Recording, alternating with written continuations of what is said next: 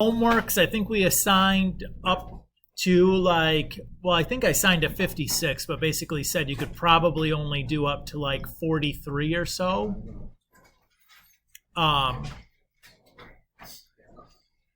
Obviously, none of that was due on Sunday, but I want to open with a chance for questions if anybody has anything. Yeah, Ava. 30, certainly.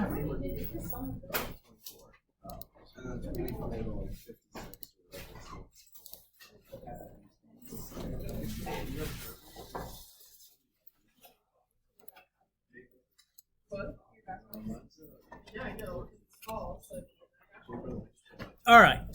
So on number 30, it says find two functions, f and g, such that h of x is equal to the composition of f and g. So recall here that like f composed g is f of g of x. So the way I want to look at this is I want to think about f as like the outer function and g is like the inner function. So if I look at 30, the outside part of this looks like the cube root, and the inner looks like x minus 3. So I would say that f of x should be the cube root of x, and g of x should be x minus 3. Because when I do f of g of x, I replace g of x with the x minus 3, and then I'll plug that into f. So everywhere there was an x, I'm going to write an x minus 3. So this is probably the most common answer that I would expect to get. Is it the only answer that you could have given me? No, there's others. So what else could we have done? Did anybody else come up with something else that was different than this one?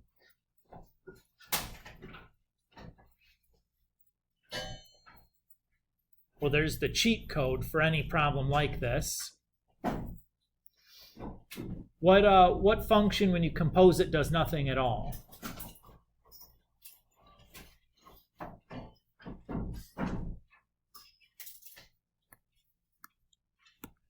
What if I had made f of x just equal to x,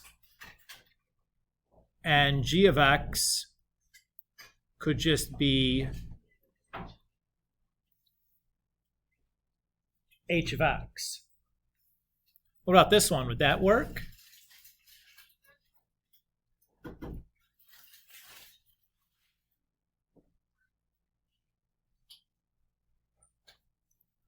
So f of g of x, I'll replace g of x with the cube root of x minus 3. And then to plug that into f, everywhere where there's an x, I'm going to replace that x with the cube root of x minus 3. And that worked, right? And if that worked, Mr. Gulick, would it work if I just flipped them? Sure, right? This is one example of a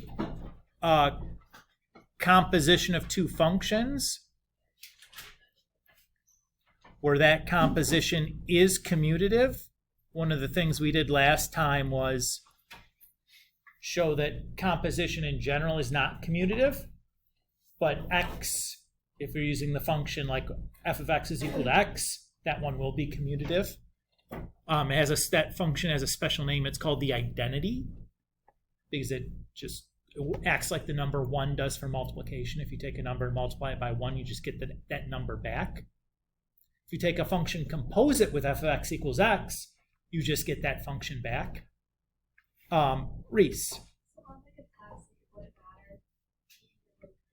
No. Yeah. And there's probably some other ways that you could have done this that I'm not thinking of, but would have been like way more complicated than things would have needed to be, but could have probably ended up at the same thing.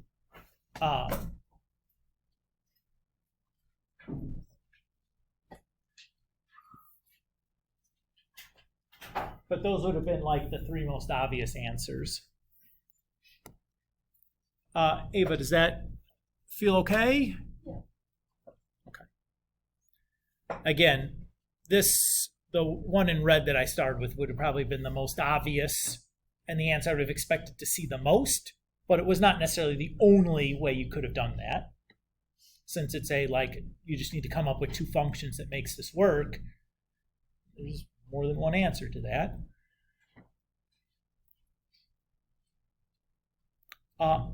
Other questions, that was a good one. That tends to be a hard question because there's not like an algebraic way of doing it. You just have to kind of look at it and think about it a little bit. Yeah, Avery. 28? Sure.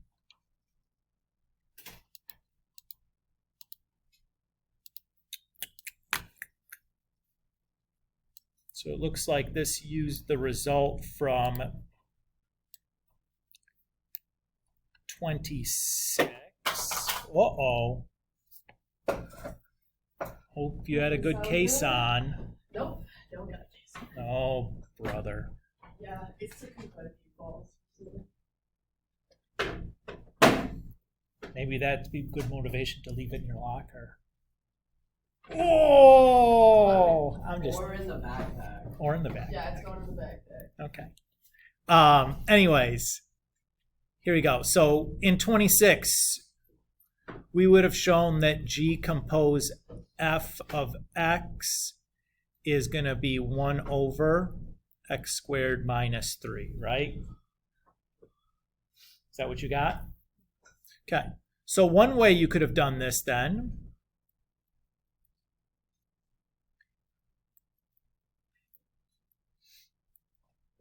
is to now just plug in -3 for x.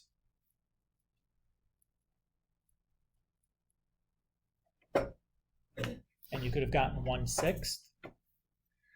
But you could have done this without using your answer for 26. Oops. Unless we're doing 28 here. So remember from our definition of composition, oops, I didn't want to make that x.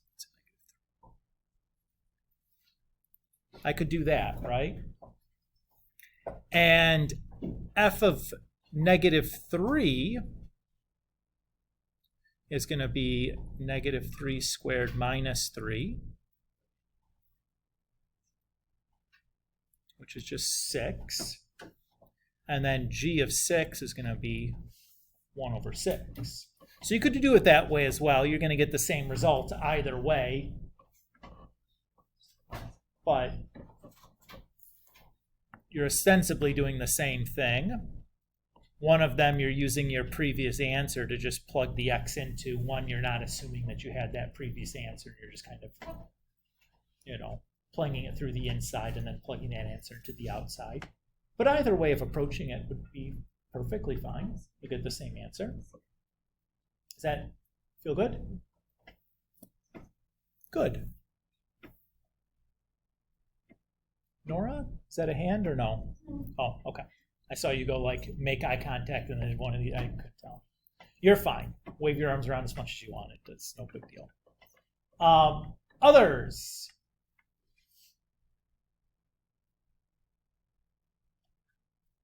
Okay then.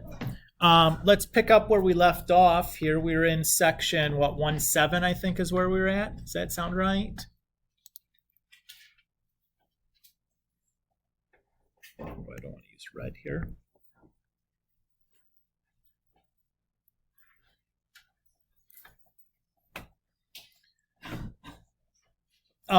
So last time we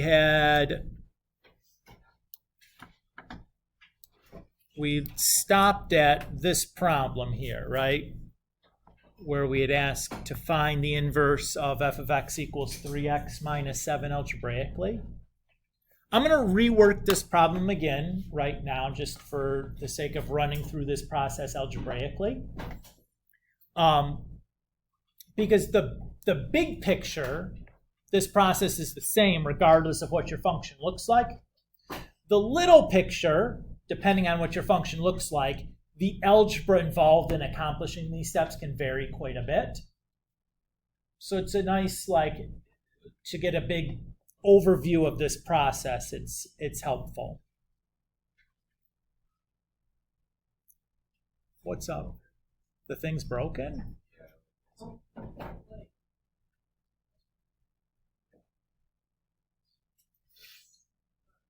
Oh, somebody broke it?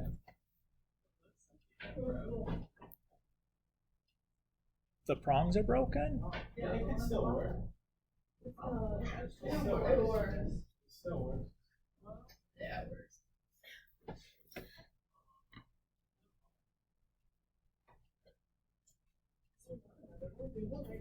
Oh yeah, it's on. It's on. Actually, yeah. Okay. So to review the process that we use for finding an inverse, step one is that we replace the f of x, the function notation, with a y equals. Step two, we use algebra to get the x by itself. So in this case, we would add 7 to both sides.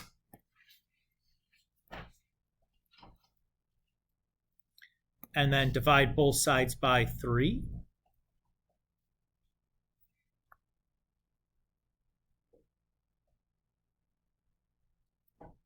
Oops.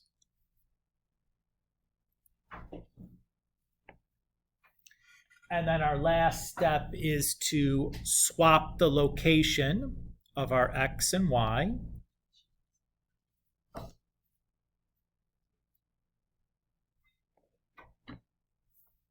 And if we like, we can rewrite that back into function notation, so we can take the y out and replace it with f inverse.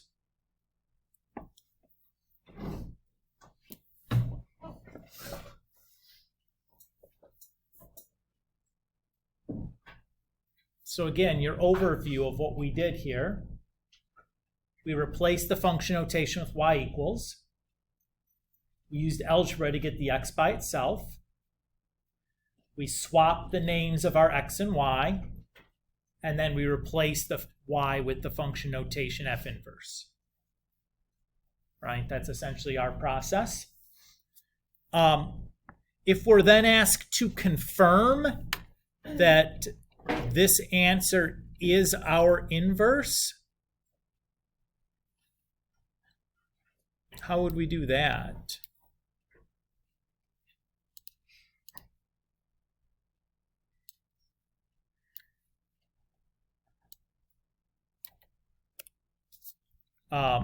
Worth pointing out that this and this are equivalent, right?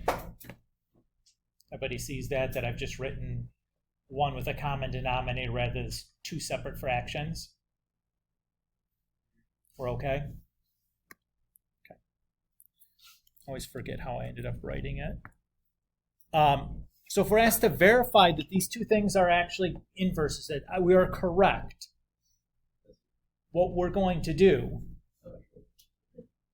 we need to use our definition of what an inverse was. So if you remember, last time,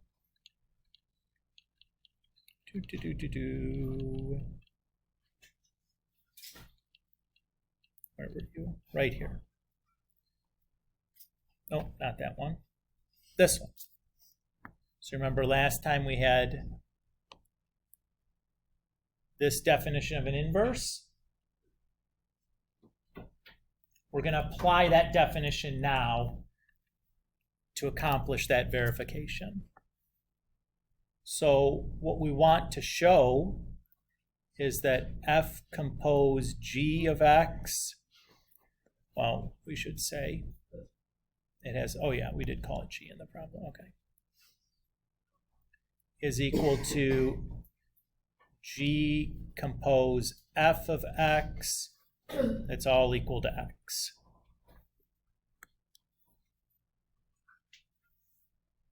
So that's what it is that we want to show.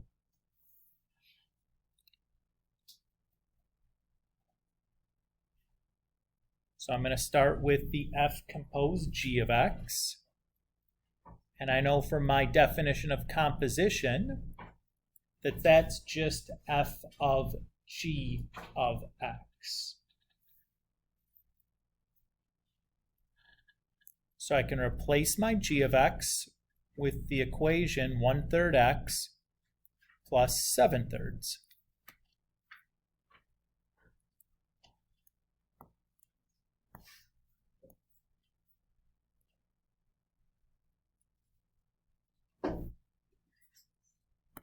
Is everybody okay with that reasoning so far? Okay, so now I'm going to take my F, and everywhere where there was an X, I'm going to write 1/3 X plus 7/3. So I have 3, and then instead of X, I'm going to write 1/3 X plus 7/3, and then I have my minus 7.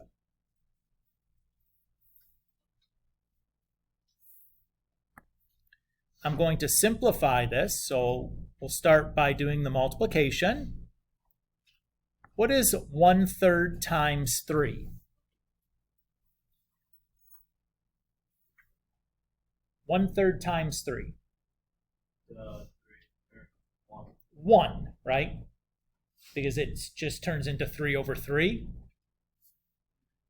So I have 1x plus, and what's 3 times 7/3? 7. Good. Who whispered it? Good job. Well, what you're multiplying by and what's being divided are the same, right? That's the catch there. And then I still have that minus 7 at the end. Well, if we look, notice we have a plus 7 and a minus 7. What do those add to give us? 0. So what's left? Just x, which is what we wanted, right? I knew that that has to simplify down to x. So we're done with that half, but we're not finished with the problem because we also have to check G compose F of x. So just like before, I'm going to use my definition of composition to rewrite that as F of G. I'm sorry. I'm going to rewrite that as G of F of x. And remember, F of x is 3x minus 7. So G of 3x minus 7 means that in G, everywhere where there's an x, I'm going to replace that with 3x minus 7.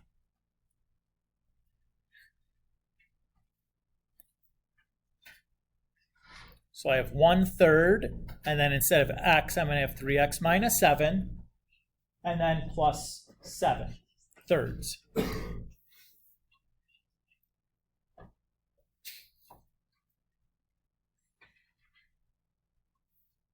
Everybody's okay? I'm now going to simplify. So multiplication should come first. I'm going to distribute the 1/3. 1/3 times 3 is 1. So I have 1x. 1/3 times 7 is 7/3. And then I still have that plus 7/3. What do I notice? Negative 7/3 plus 7/3 is 0. So what's left? Just x. And there, I've done it. I've shown that both compositions yield x. That's how I'm finished. Everybody feel okay on that? All right. The rest of today, we're going to just look at some more examples of finding these inverses algebraically, where the algebra just is a little bit more difficult on each one of these progressive ones and allows us to kind of review some stuff from Algebra 2. Nico? Absolutely.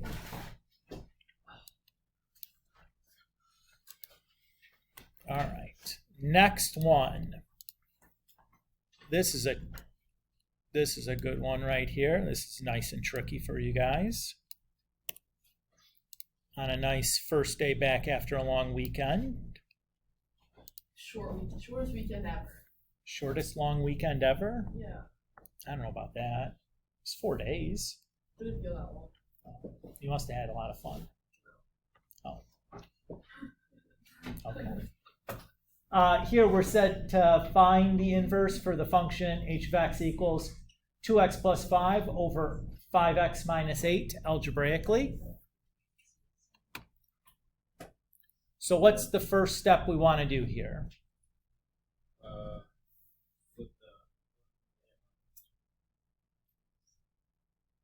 It's a dir first step. I want to replace the h of x with y.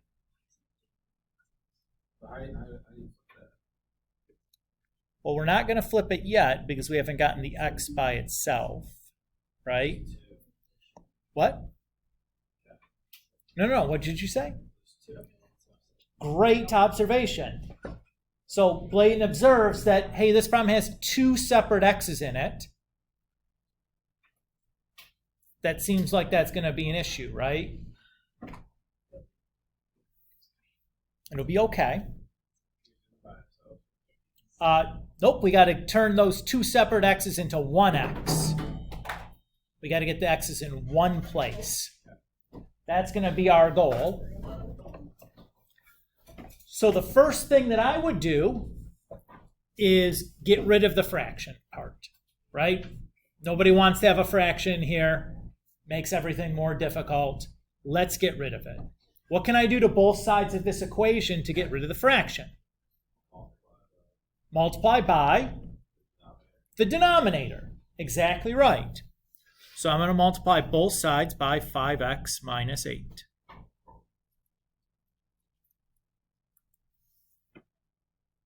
Everybody feel okay there? Now on the right-hand side of this equation, the denominator and the 5x minus 8 just cancel each other out. So I'm left with just the 2x plus 5. So far, so good? On the left-hand side, that y is going to distribute.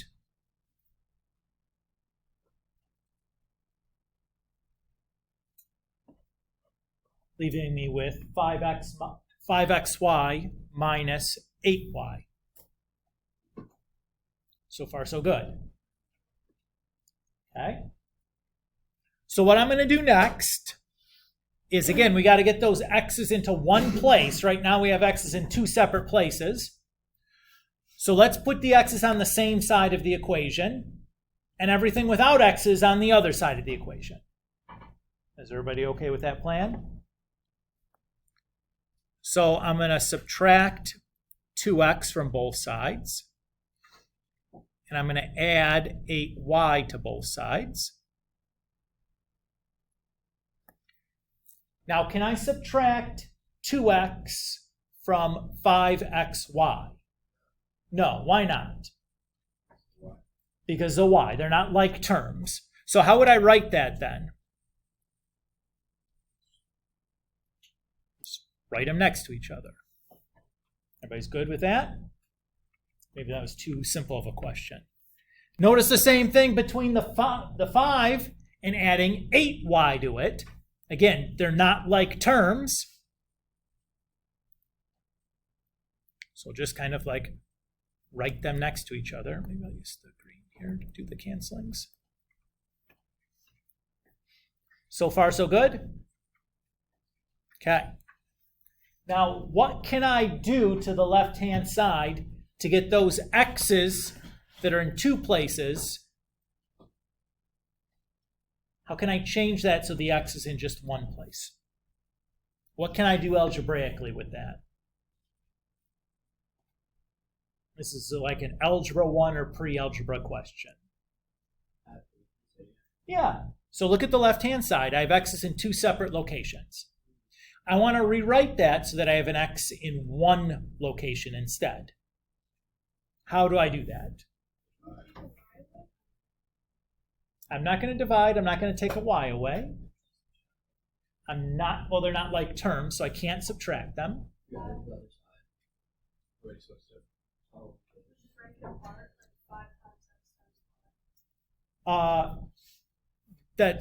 You could, but that's not going to be helpful. Well, let me ask you this. If you had something that looked like this, what would you do? Okay, what's the opposite of distributing? It's factoring. And what specific kind of factoring are we doing that's undoing distribution? Mary, can we stop talking? Thank you. What's the kind of factoring that we do that undoes, that's like the opposite, the reverse of distribution? It's not foiling. It's a greatest common factor, which is GCF, right? Which is something that, again, he's probably conflating LCM and GCF, which were the two acronyms from like pre-algebra. So if I take out a greatest common factor of x on the left-hand side, what am I going to have left? 5y minus 2, right? And that has accomplished what we wanted, right? Now, instead of having two separate x's, I've consolidated it into one x. Does that greatest common factor ring a bell from pre-algebra, algebra 1 kind of? Even the factoring you did last year in algebra 2, you probably started talking about greatest common factor. Yeah, it's been too long. I know, it's okay. Need some refreshers. That's what we're doing, right? That's why I wanted to do all these examples. It gives me a good excuse to review this stuff. Okay. So the goal, remember, what are we trying to accomplish on this step? I'm trying to get the x by itself, right? Now, I've made a major step in getting the x to one place, but there's still other stuff on that same side as the x, right? How am I going to get rid of that other stuff?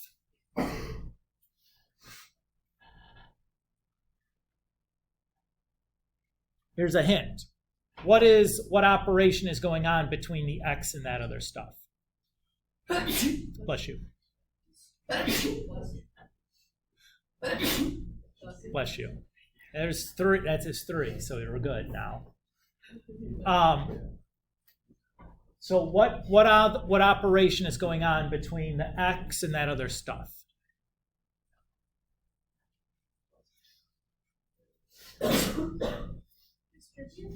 Well, distribute is that's what we call it, sure. But what is the actual operation? Starts with an M. Multiplication, right? Distributing is just a kind of way you can do multiplication, right? How do you undo multiplication? Division. Great. So what are we going to divide both sides by? Not by the x. 5y minus 2, because we want to get the x by itself, right?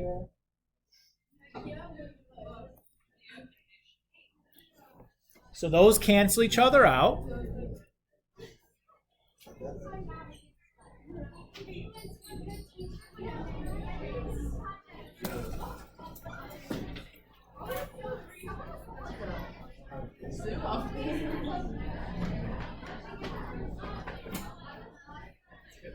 Okay. The x is now by itself. What did we do after that? Switch the x and y's. Very good.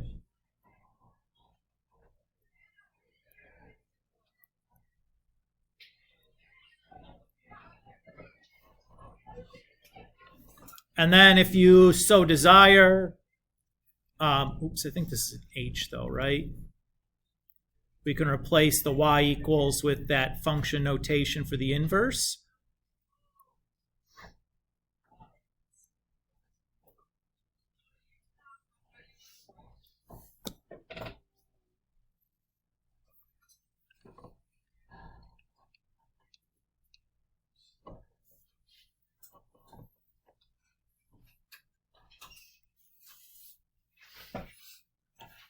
How do we feel on that? That's a little harder algebraically, right? Tough. Here's the place where everybody gets, or if you can get past going from there to there, remembering to factor, it's usually not too bad. Yes, of course. Sure, go ahead. Are they all going to be like that? No, we're going to see some more different ones. But before we go and see the next different kind, let's confirm that we have the right answer, that these are actually inverses, right? We're going to check it.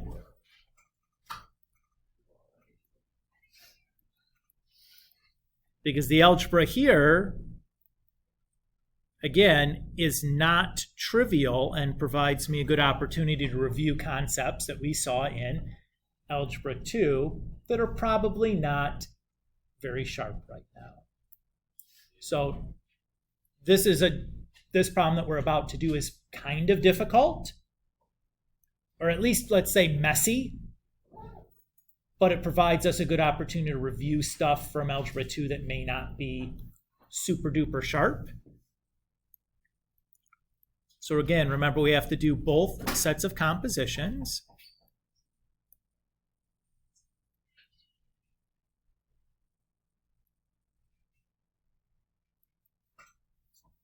So I'm just going to start by replacing h of x with what it's equal to.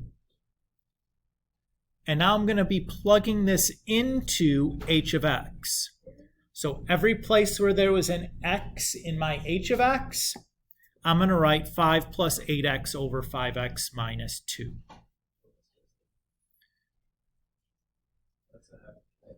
Yeah, it's going to get kind of messy here pretty quick. Well, depends on what the directions are telling you, right? Yes. My z's are going to have a bar through them. So I do this for a z and the other one for a 2 because I recognize that that number and that letter look awful similar with my script and occur quite frequently, often in the same problem in a math class. So I need a good way to differentiate them.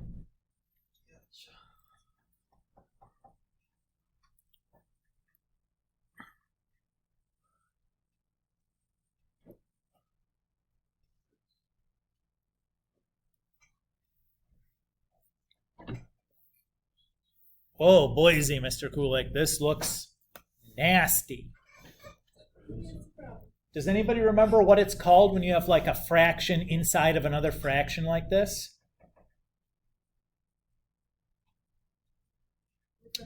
In Algebra 2, we would have called this a complex fraction. You may not have gotten to it. It would have been a late second semester topic, more than likely.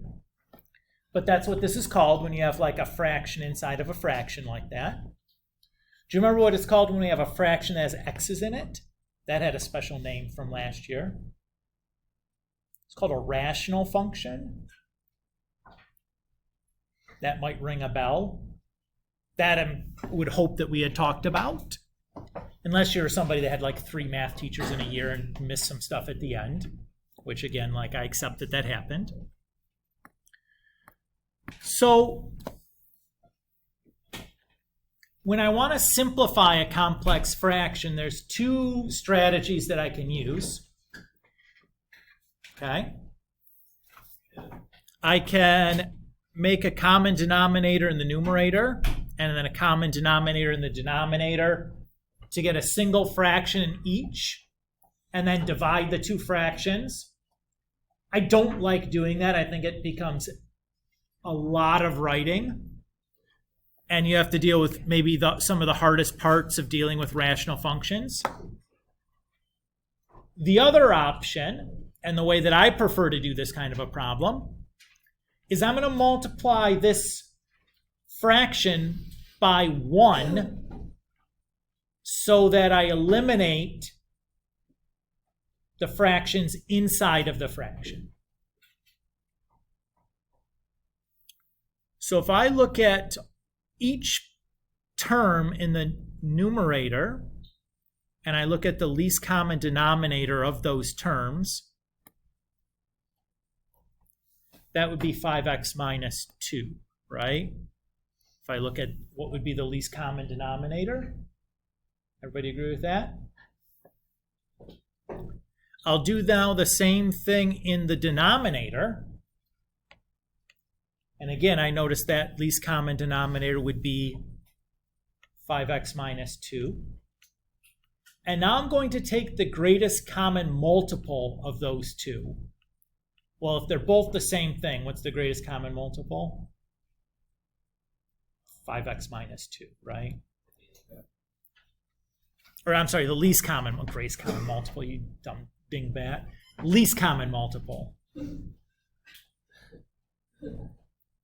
Okay, so I'm going to multiply the top and bottom by 5x minus 2 over 5x minus 2.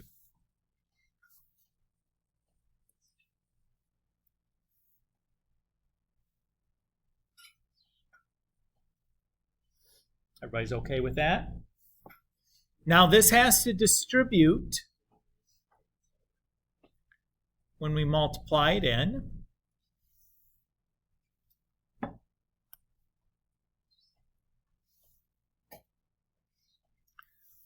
What's going to happen when I multiply 2 times 5 plus 8x over 5x minus 2 by 5x minus 2? Let's rewrite it so that it can be, so that maybe it's a little bit clearer.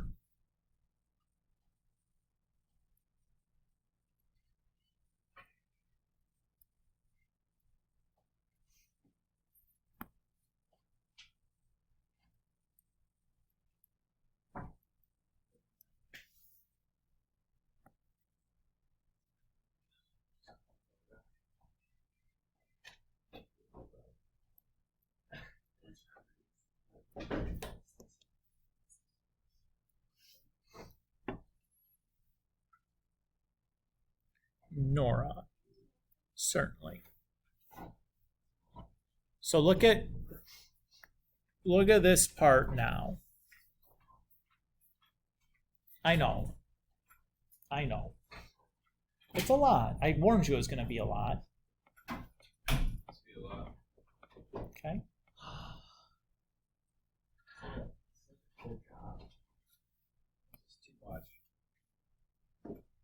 So the part that I've circled in yellow, what do you notice going on there?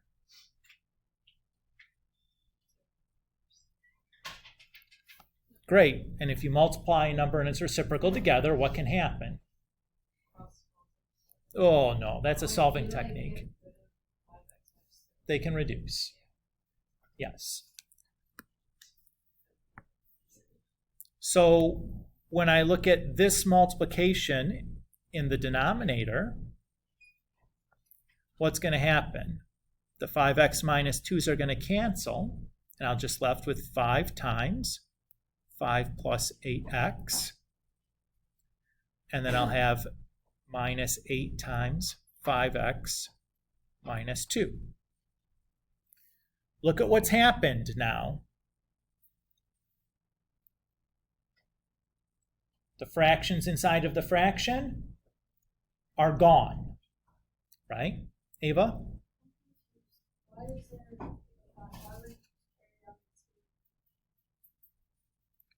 So this 5 is this 5? Is that what you're asking, where that 5 came from? Yeah. So that's that 5, Oh. right? And then this is this, right?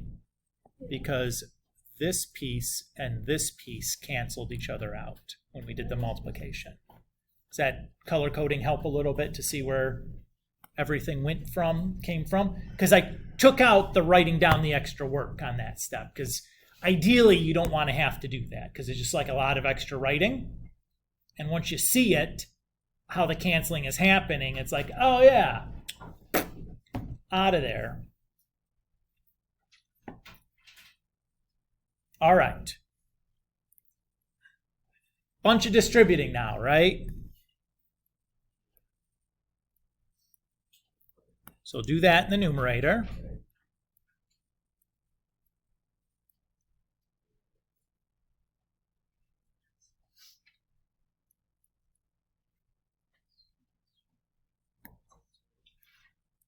Do some distributing now in the denominator.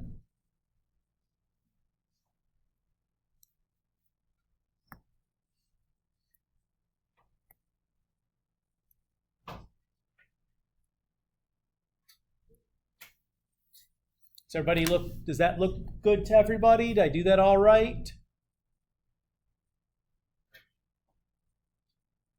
Yeah. Take a look and think about it. Does it look all correct?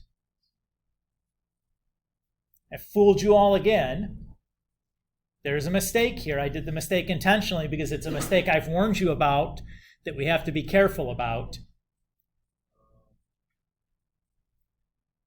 It's a trick I will play on you again and again and again. I know. But at least I'm telling you that I'm going to do it. Reagan, that's why I wanted to call you, and then I second-guessed myself. Yes! Very good. So when we distribute the negative 8x, the negative sign has to go with it. That absolutely should be a positive 16. Very good. If you disagreed with me, you should have spoken up earlier and shown off to everybody. That's okay. I'm glad that you caught it now. One down. There's one person that I'm fairly confident will catch this, will not make this mistake on the next test or quiz. We got to beef that number up a little bit here, folks, but that's okay. All right.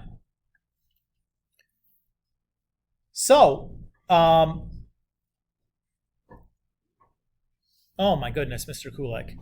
Somebody else should have had a problem here. Since when is 5 times 5, 10? You dingbat. Okay, that's better. Okay, if we look, positive 10, negative 10, cancel each other out. 16x and 25x is 41x.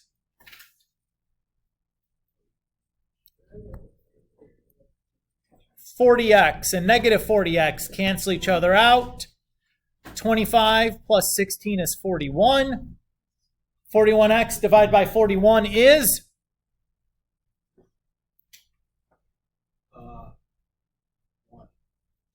There you go. And that's what we're hoping to get, correct? Just an x. Yay! Don't have to check the other We do have to check the other half. See that? It's crazy. Again, How many of these do we have? hold on. Just 50. take a deep breath. There's not 50 of them. I mean, there's 56 problems in this set. You've already done 24 of them. 6. You've already done 24 of them. It's still a lot. Hey, take a deep breath still. Take a deep breath still. Not all of the checks are going to be this bad. Okay? No, most of them will not. Most of them won't be this bad. These ones with the rational functions are particularly tedious because there's just like a lot of algebra to do to simplify things down. Was the previous check this bad? No, it was pretty straightforward, right? Will some of the others be this straightforward? Yeah. But this one is just gross. There's no getting around it. It's just a bad one. It's okay. It happens. It's a little bit of algebra, but I am choosing to do the checks to review these concepts that we would have seen last year. Gives us an opportunity to talk about things and to review like order of operations and how to deal with a rational function, like making common denominators and least common multiple and greatest common divisor, and like all these terms that we don't talk about for a while. It gives us a chance to just rehash these things again, right? That's the point of doing this. Would I ask you to do something this time-consuming on a test? No, I would not. Do you know why? Because if the point is, do you know how to check if two things are an inverse? That's what I'd be wanting to test on. Not can you jump through all the most complicated algebraic hoops I can come up with, right? This is more relevant to a question from last year when you learned about rational functions than it is to inverses in particular.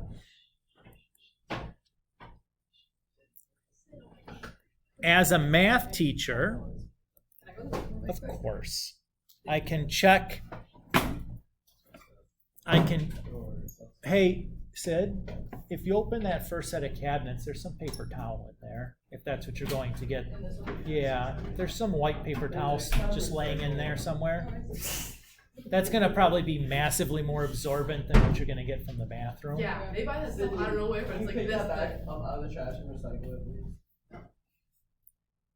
You got a job to do on the way out, you know. She's got a job to do. Well, sometimes we all need a little help. It was Mary's fault. All I'm a right. little clumsy today. I don't know. That good? Okay. All right. So again, doing the other half. Try to stay focused here, folks. I know somebody spilled something. It's a big deal. No, there's actually a lot. Is there actually? Yeah, I would like to ask it. We don't want ants. You don't want ants. There isn't anything. Nico's Can I see ready. that under you? Okay. You should grab it because you can see it. Oh, okay, it's like drops. Drops. Okay, here we go again. All right. Nico's gonna die if there's one drop. So let's just try to refocus here. Okay. So we have the other half. So this time we're doing h inverse of h of x. So I've replaced h of x with what h of x is. And now I'm going to plug that into h inverse. So everywhere there was an x in h inverse, I'm going to replace it with the 2x plus 5 over 5x minus 8.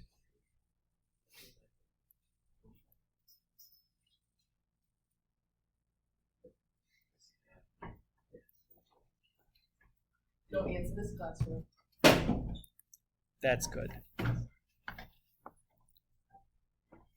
Is everybody okay with how I did that composition? I'm alright with that. God bless you. Yeah, a lot of sneezers in here. I must be allergic to math.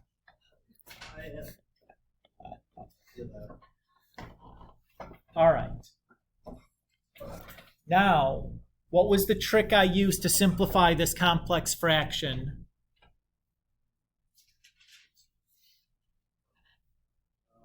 I multiplied the top and bottom by what would be the least common denominator of all the denominators, right? So that is. In this case, it's just going to be 5x minus 8.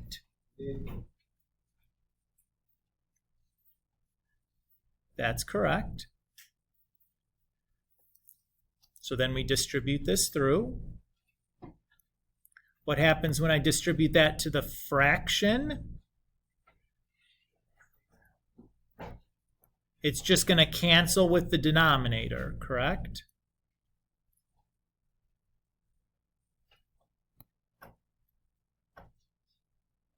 So again, when I multiply that 5x minus 8 to the fraction,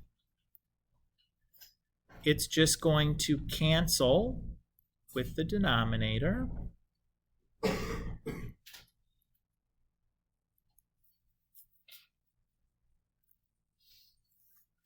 And now if we look, we're left with something with no fractions inside of fractions, right? It's just one big fraction, which is good, right?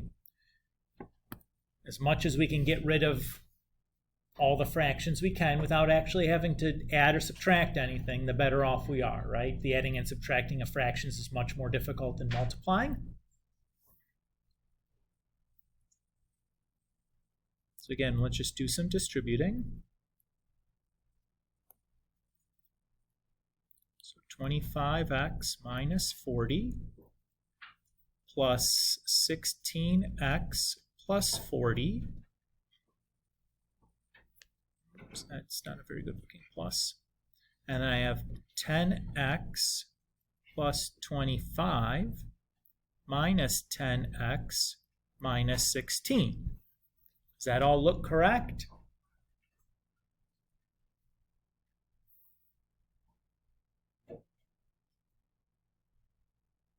Reagan. Yes, it's the same trick as before. Remember, that negative has to distribute, but not Reagan, right? Got us except for Reagan, who caught it. Didn't get tricked. She's going to be all ready for Halloween. Just treats. No tricks. All right. So again, we'll combine some like terms. Notice a bunch of stuff cancels out. 25x plus 16x is 41x. 25 plus 16 is 41. That reduces down to just x, and we're done. Whoa! Mr. Kulik. That was the longest graphic I think I've ever. Really? You guys didn't solve polynomial equations last year with the synthetic division stuff? Shorter. That's because nobody gave you the meme ones. Yep. Thank goodness.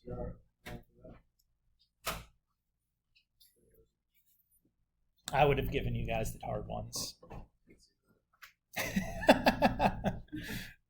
The ones that are bad, like the perfect, like the difference of two cubes with a difference of squares. Or if you don't do it in the right order, you can't finish the problem.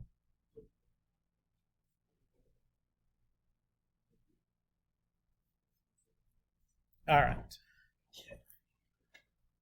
You guys ready to go? Okay, let's do a new one. Since we finished that one now. Why did that pop up? I don't care.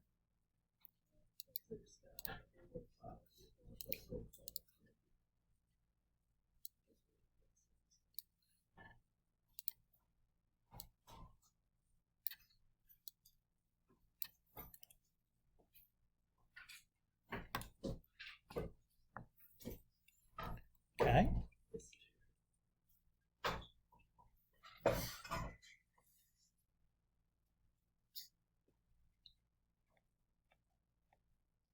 So, new problem. What's the first step if we're finding the inverse algebraically? Replace the function notation with y equals. There you go.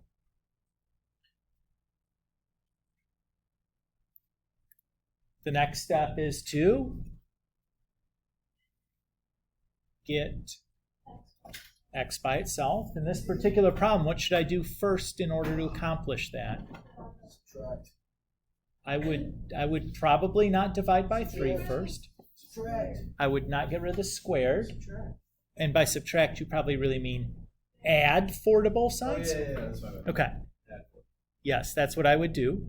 Again, remember, so you guys remember the order of operations, right? So you go this way when you're simplifying, and you go this way when you're solving. So I'd want to undo any addition or subtraction before I move on to undoing division before I undo an exponent.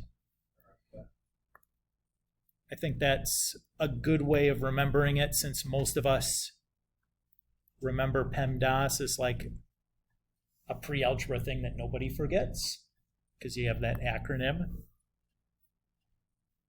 So we'll do that first, then we'll divide by the 3.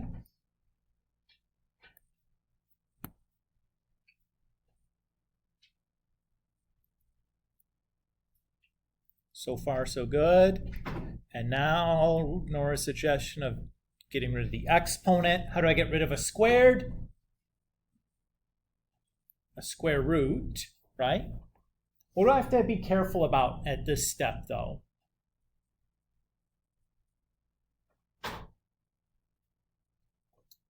I just took the square root of both sides of an equation. What do I have to be careful about here?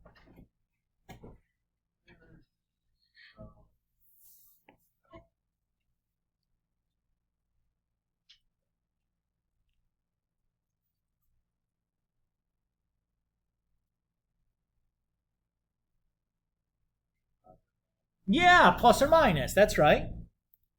So when I do a square root to both sides of an equation, that does generate a plus or minus. Okay, so at this point the x is by itself, right?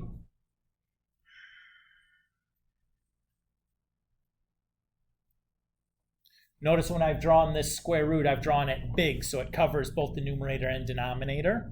That's important. This is different than if it just covered the numerator. Everybody agree with that? So make sure you're being careful and being neat if you're drawing your own. The radical should go over the entire fraction, not just the numerator. Okay, the x is by itself though, right? What do we do next? Swap the x's and y's. And I usually rearrange so that I'm on the y equals is on the left side, which is standard. And if you want to, you can then use that function notation for an inverse and call this p inverse of x, since when we started it was p of x. What do you notice that's kind of unusual here for our p of x?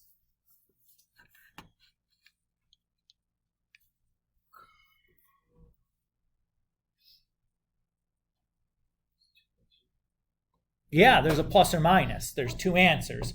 What does that kind of mean to us then?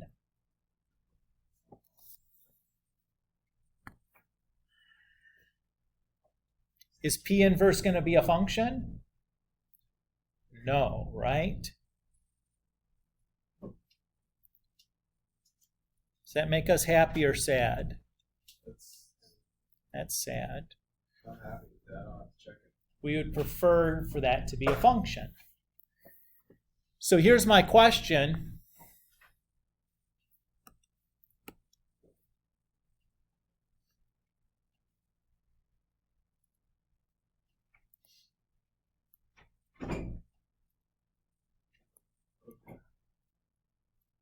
Can I do something to this problem so that p inverse is a function?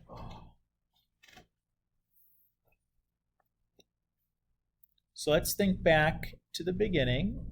P of x was 3x squared minus 1, correct? Was that what it was? Or was it so minus 4, sorry.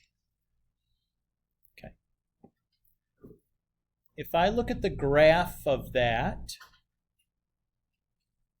what shape is that graph going to look like? This is something you should be able to do in your head from Algebra 2.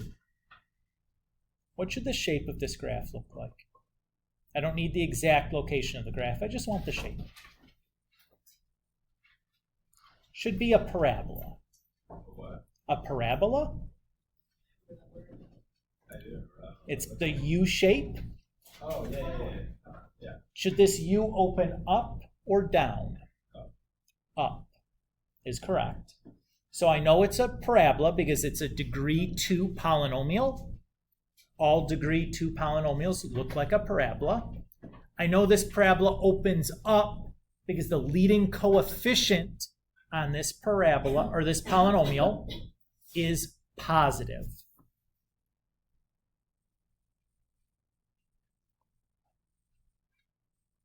So it kind of looks like this. Everybody okay with that? All right. Yeah. If I knew that p of x looked like this, would I be able to tell that p inverse was going to not be a function?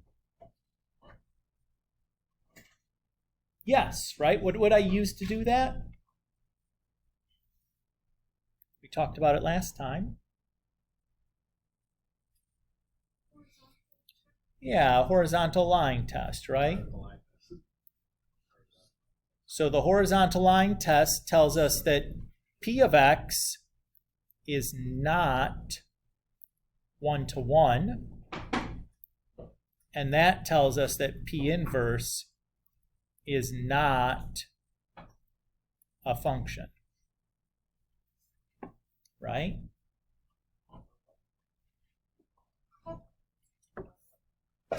So here's what we're going to do. We're going to just restrict the domain for P of X so that we can ensure that P inverse can be a function. So what I want to do is I basically want to lop off part of P of X so that I don't omit any values from the range of P of X, but I then make P of X 1 to 1. So I either want to cut, oops, that's not what I wanted there. I want to cut this side off, or I could cut off this side, right? Either way, I'll retain, regardless of which side I discard and which side I keep, I still have all the y values in the range of P of X, and then my function would be 1 to 1, because I've gotten rid of all the duplicate y values. Does everybody kind of agree with that? So it doesn't matter which one I choose to do. I'm going to dump that side.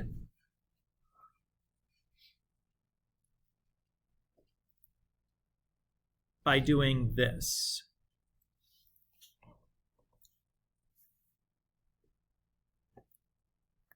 So when you're given a piece like this, this is called a restricted domain. And when you're given something like this, all it's doing is ensuring that when you take your inverse, you're going to get a function back. Let's see why. I'm going to just grab all of this same work.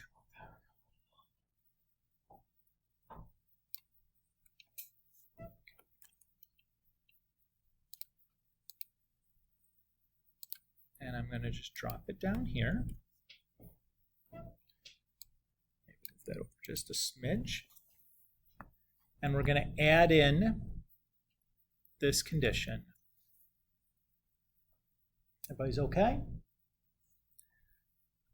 So where does that condition that x has to be greater than or equal to 0 play? Where does that play in? Which step happens here?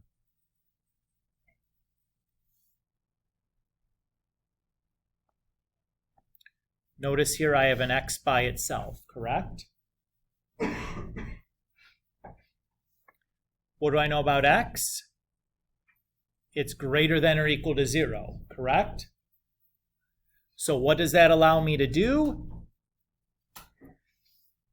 I can dump the plus or minus. Because x is greater than or equal to 0, can x be plus or minus something? No, it can't be minus because it's greater than or equal to 0. So I can dump the minus part of the plus or minus. What if it's like negatives, the whole thing's negative? Well, if it was x is less than or equal to 0, then you dump the plus and you're just left with negative. So I'd get the same answer just without the plus or minus here, correct? And what do we notice now? It's a function. So if you look at, oh, come on. So if you're looking at your assignment and you see one like number 46, where you have x is greater than or equal to 0, what's that in there for? It'll tell you that you can dump the plus or minus when it pops up from taking the radical. Okay? Does that feel okay? But yes, it's to ensure that our inverse will be a function. All right.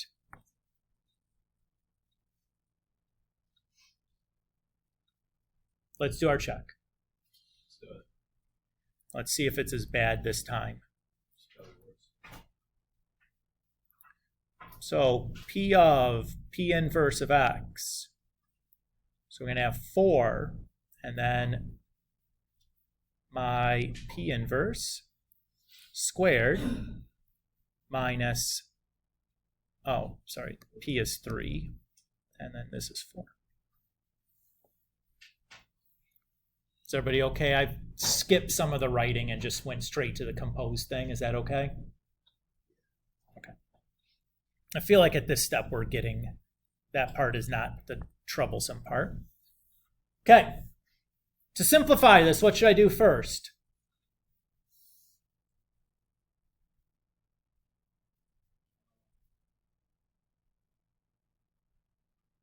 PEMDAS. Yeah, that. So what thing should I be worrying about first? The exponent, okay? How do I square a square root? Nope, not times it by 2, not just do it, Nike man. What happens when I square a square root? Oh, it just cancels out. They cancel out, Oh. right? We knew that.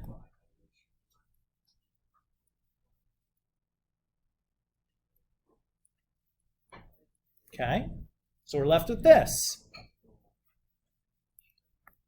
Now what should I worry about simplifying? Okay. Can I divide x by 3?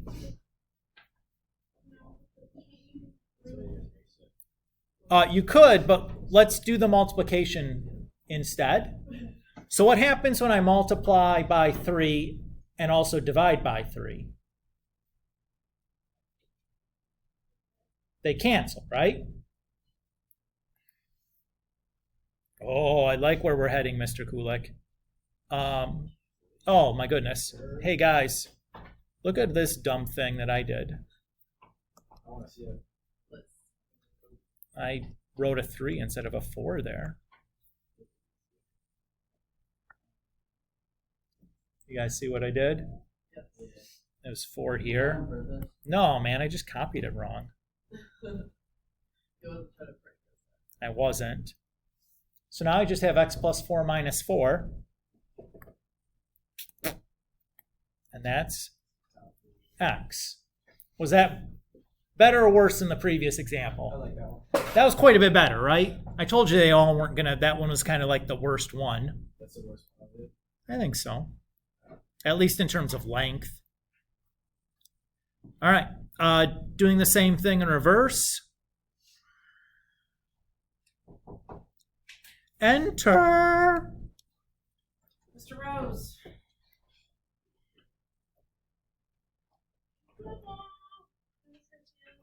You gotta get a hold of these parties already, correct?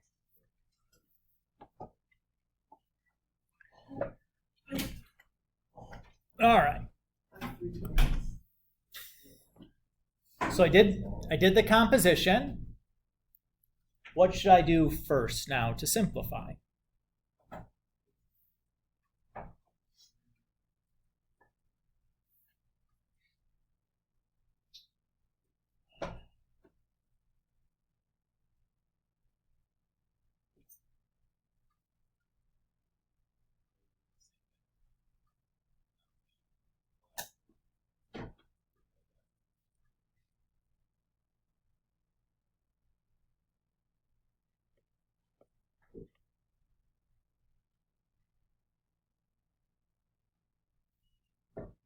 Look inside what? I can't get rid of the square root because there's stuff that's not, because it's not like square root with the squared like that, right? 4 plus 4. Yeah, the minus 4 and plus 4, that's what I would do. That is the first thing you need to do.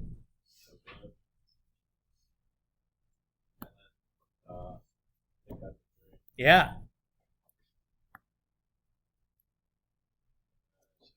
X. Go. yeah, Like that. right?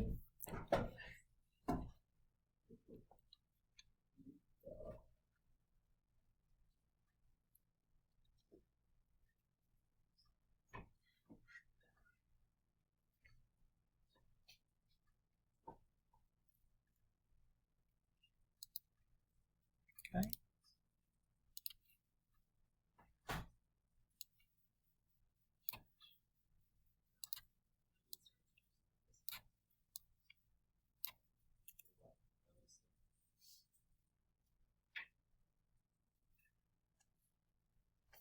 Okay. Another inverse.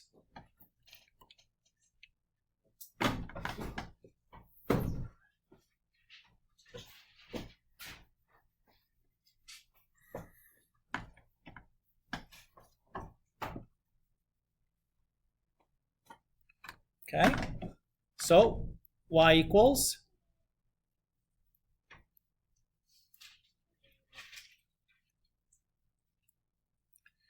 and then we'll what? Square both sides.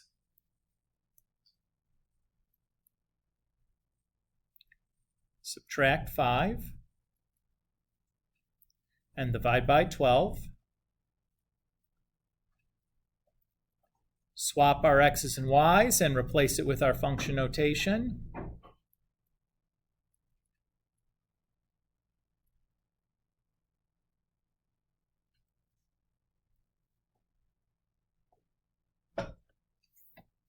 Feel okay?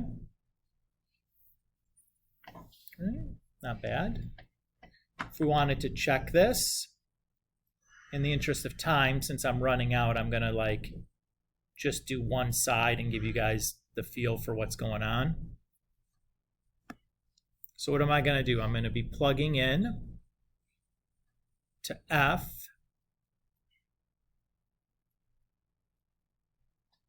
everywhere there's an x, I'm gonna be plugging in f inverse.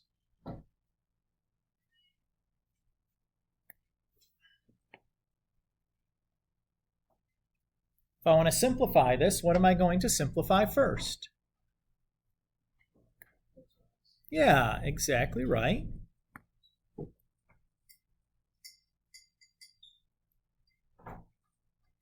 And then what? The 15s, you mean? Oh, why did I become 15s? It's cool, like that's crazy talk. Yes, the 5s. Why did I say 15s? I don't know.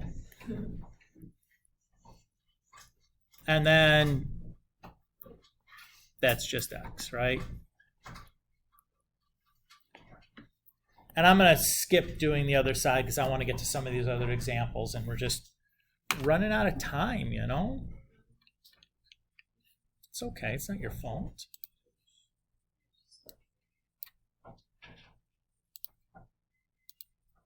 They got like 15 minutes or something. 5 minutes? Oh, I thought it was 12:50. Oh boy. There's no third one. Oh, I guess so. 12. Oh, I was looking at liturgy schedule curses. All right. Well, all right. What do you notice here? What's hard about this one? Yeah, the variables in the exponent, right? So, well, multiply both sides by 2 to get the -1/2 out of there. Oops. But how do I get that x out of the exponent? Square root will not help you. In fact, radicals will not help you because the variable is in the denominator, or is in the exponent. You would have talked about it last year. Starts with the letter L. You need a logarithm. So of all the different logarithms with all the different bases possible, which logarithm would be the best one to use in this case?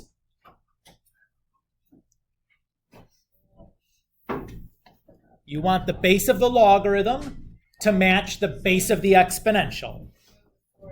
So I want to use log base 3.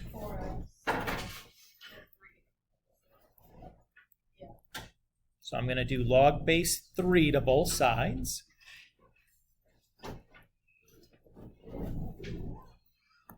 because log base 3 will cancel exponent base 3.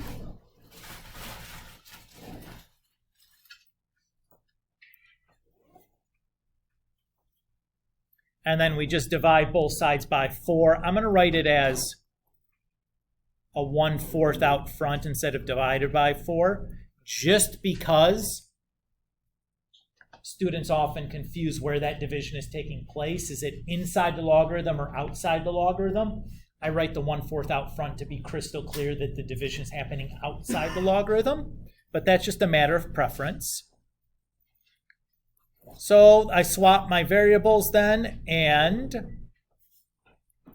rewrite with a function notation.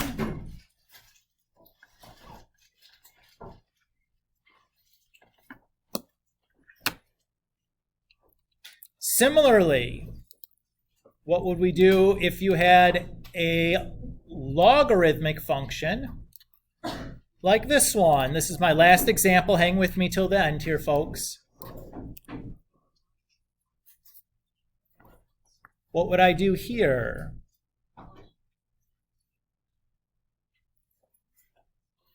Well, I'll start by multiplying both sides by 3/5, right? But how do I get rid of that ln there? Remember, ln is an abbreviation. That's log base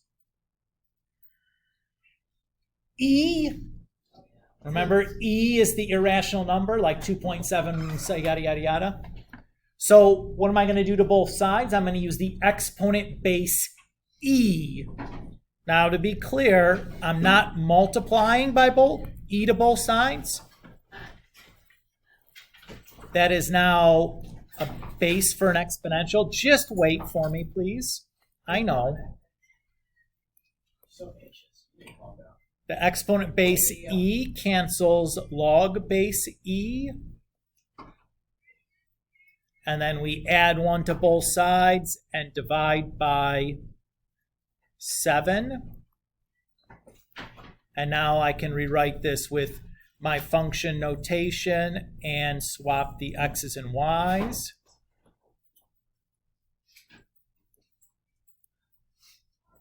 And that would be my final answer. At this point, you guys should be able to do up through 56. Thank you for your patience.